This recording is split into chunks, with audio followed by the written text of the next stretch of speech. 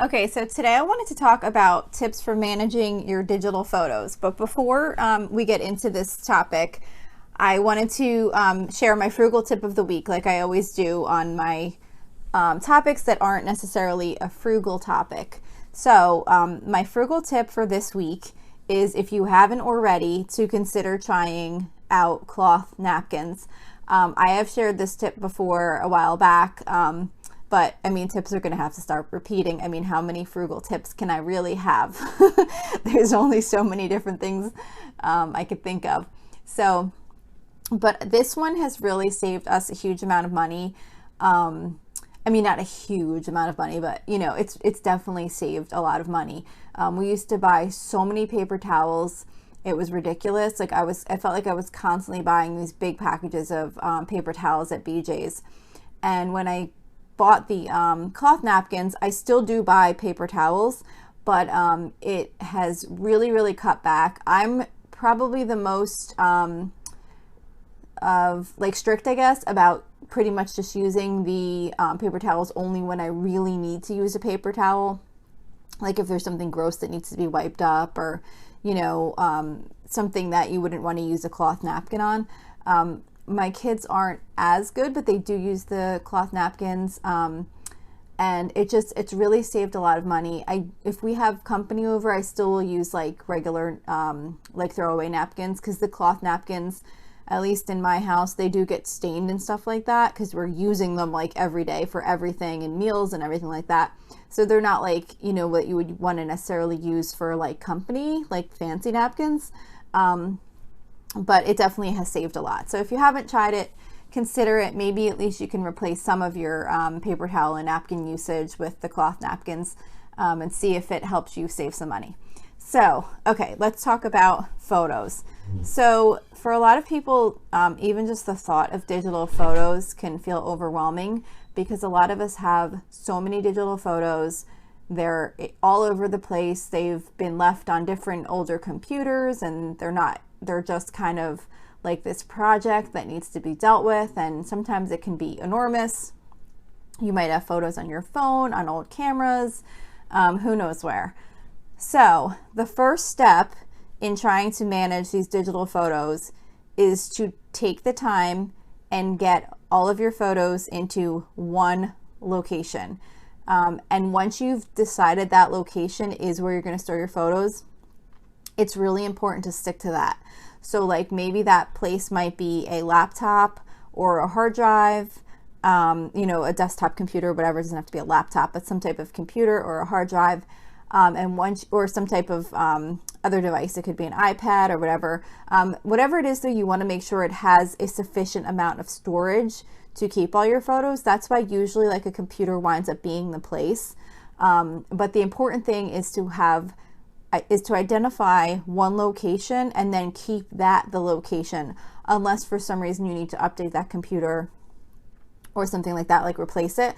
But then in that case, you would want to relocate everything to the new location, and then that would be where you always make sure all the photos get downloaded to, going forward. So once you have everything in a central location, then you want to start sorting through and having some type of naming convention. So some people suggest doing it by category, and of course very common is by date. I do it by date, and I'm not like the expert photo organizer. I'm actually still in the middle of sorting through my photos too. I do have them. I've gotten past the point where we do have them all in one central location, and we have one laptop that we always save them on. And I pretty much have most of them sorted by date, but I'm still going through and deleting photos that were bad and things like that. But anyway, the naming convention. So you want to pick a way that you want to store your photos. Do you want to do it by category or by date? So I do it by date because to me, categories seem overwhelming, because I definitely start to overthink things. Like for example, I would be thinking, well, if this pet photo was taken on a holiday, is it a pet photo? Does it go in the pet category, or does it go in the holiday category? And I would start to question myself and then think, well, how would I know? What if I put it in the wrong place and then I'm looking for it somewhere else? So I I definitely don't do it by category, but that is a suggestion. Some people might prefer to have things grouped by vacation, by birthday, things like that. So you just have to choose what method you're going to use and then stick with it. If you do decide to categorize by date, it's best to use the numbers, like numerals, rather than use letters. Like you don't want to spell out like November or December 2020. You would want to put like 2020-12. And then for when you get to January, you'd want to do like 2020-01, so that each folder is like a 4-digit year and then a 2-digit month. This helps everything sort by date order rather than having it sort by the name of the month alphabetically, because then it makes things more difficult to find. Then you'll end up with like November 18, November 19, November 20. You know, you're going to have this weird sorting of your photos. So it's best to use the actual numbers if you're going to do it by date. And if you do want some categories, I mean, you can still put categories like within those dates if you wanted to. Like say in January 2020, maybe you had like a big birthday party or something. So under the January 2020 folder, within that folder, you can have like so-and-so's birthday and then like kind of group the photos for that event in that folder, but it would still be within the date. So once you went into that date folder, you could see the major events categorized, and then you can just have your general photos in there also. So you can kind of do a little bit of a mix, but you want to kind of pick the main hierarchy of how you're going to save your photos. So once you have your folder set up, you just want to decide how the actual the folder set up. You want to make sure how you will name the actual photos themselves. So like I just keep whatever name the phone or whatever device we took the photo on has called it, you know, A67559, whatever the heck the name is. And then I put them within the folders. But I mean, depending on how detailed you're getting, you might want to rename them.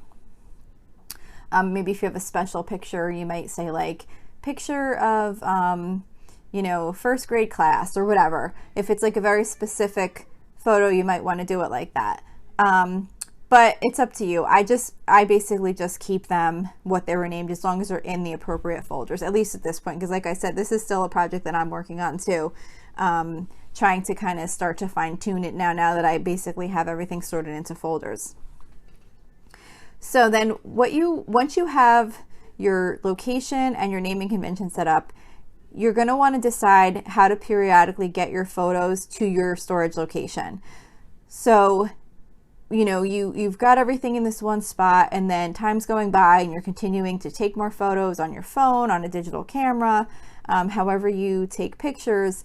You want to make sure that you're periodically getting them back into this location. Otherwise, you're going to wind up with another big project that's building because you're not keeping up on it. So depending on how many photos you take on a regular basis, you might want to do this more frequently. If you take a lot of photos, maybe you want to put aside 15 minutes a week to just sort through and download your photos and get them into the right folders. If you don't take as many photos, you know, you probably still want to do it at least once a month just to keep up on it, because if you don't kind of make it a habit, you could likely just kind of not think about it much and then let it build up over time. So if you want to keep on top of it and keep things sorted and organized, you want to come up with some type of system to make sure you're keeping on top of it somewhat regularly. So you might want to set a reminder on your phone or whatever you use for a reminder system. You put something in your calendar or whatever, just a reminder to go through the photos. You know, you might want to maybe just do it as like part of when you like sit down to relax on like a Friday night or something. Maybe you just take a quick look, grab your laptop or wherever you're going to put them and download the photos, just to make sure that you're keeping them up to date and getting rid of getting them off your other devices, like getting them off the phone and just getting them into your wherever you're going to be storing them. Because the longer you let it go, the more overwhelming it becomes, and then you end up back in the same situation where you have all these amounts of photos to go through. So just kind of some general other tips related to digital photo storage. You know, if you're taking on a really big project, if this is all new and you really don't have that central location or anything, and you have an enormous amount of photos on all different devices, probably the best idea is to just get everything downloaded first into one location and then go back and sort them into dated folders. Like just dump them into one, like, you know, iPhone download or whatever, digital camera download, or however you want to put them kind of in bulk folders, and then go back. Because if you start sorting them by folder, by date, and you have this enormous amount and then you stop because you just don't have time to finish it, then the next time when you go back to start again, you're going to have to figure out, where did you leave off, what folders did you create, where some of the pictures are here, some of the pictures are there. So you don't want to create more of a mess than you already you know, you already have this big project to work on. So you want to keep it easy. So the most important part, if you have an enormous project, is to just get all the photos in one spot, and then from there start pulling them apart and sorting them into the dated folders. Also, just a note, and most of you probably already know this, but the photos usually contain the date they were taken in the file name. No, I'm sorry, not in the file name, but in like the file info. So like if you go into your photos on the computer and you right click on the photo, within the properties, it will usually have the date the photo was taken. So even though the date might not be in the photo name of the file itself, it's usually in the properties of the photo. So that can help you with sorting things into date category if you don't recall when the pictures were taken. Another tip is to just really try to delete photos that you don't need, like right away, like as soon as you've taken the photo. I mean, how many times have you taken like 4 or 5 photos of the same thing to make sure you get the best shot, and then you have like pretty much 4 or 5 photos of the same thing? So if you can, as soon as you take those photos, try and just sort through them real quick and delete out the ones that you know you're not going to want. Just keep the best one. It'll save you time later in having to go through and sort and organize all those photos. And also remember to delete screenshots that you're just using for a temporary basis. Like, say if you need to send a screenshot of something to someone to say, hey, look at this, or maybe someone's at the store and you're like, hey, can you get this? And you send a picture. Like, just try and remember, once you send that text, go in and delete it, because that's just one more photo that you're going to have to sort through when you are organizing your photos. And then if you like, try and do that going forward, but if you haven't already been doing that, once you have everything on the computer and sorted into date order, then that's when you might want to then take the time and start going through the dates and just looking through and seeing what photos you can delete. Because if you weren't doing that all along, which most of us probably haven't been, you probably have some photos you can get rid of and just keep the best ones, and then it makes it nicer to look through, so you're not looking at like 7 different poses of the same photo. So you know, just something to think about. If you have an iPhone, one option as far as getting photos to your computer, the way that I've started doing it recently, which has really worked for me, is we now store our photos on the cloud. So our phone automatically stores our photos in the cloud, and on my laptop I can log on to iCloud.com with my Apple ID, and I can download the photos right from the iCloud website to my computer. And then while I'm still on that iCloud website, I can delete the photos right there from the cloud, and they'll delete off my device as soon as I remove them from the cloud.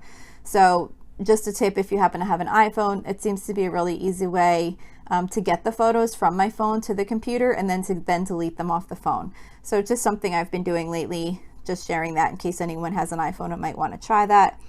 Another most important thing too, and this is kind of my last item, is to make sure you decide how you will keep your photos backed up. There are many different options for backing up your photos, ranging from manually backing them up yourself to having an automatic cloud service to back them up on a periodic basis. You can look into the different options and choose what works best for you. There's lower cost, there's higher cost, there's things that back up more frequently. But the most important thing is making sure that you have something in place to keep your photos safe, because you don't want to have that worry of knowing that you have all these photos and they're all over the place, and you don't have any way of recovering them if something were to happen. So you want all your photos in one location, and then you want to make sure you have some mechanism of backing those photos up so that you don't have to worry about losing them. So that's it for today. Hopefully maybe some of these tips will help you, or at least motivate you to get your photos organized. I actually started, while I was thinking about some tips for this episode, I actually got sidetracked and started going through my photos and resorting some things. So I'm definitely motivated to get working on that project again. So that's it for today. If you'd like to reach out to me, you can reach me at facebook.com/LolaSFrugalLife. You can also join our private listeners group, which is at facebook.com/groups/LolaSFrugalLife. I check it every day, so I will approve your request right away as soon as I see it. Also, don't forget to subscribe if you like this show, and if you would be nice enough to leave me a 5-star rating, that would be really helpful because it really helps in this show coming up in search results. So that's it for today. Thank you so much for listening. I hope you have a really awesome day.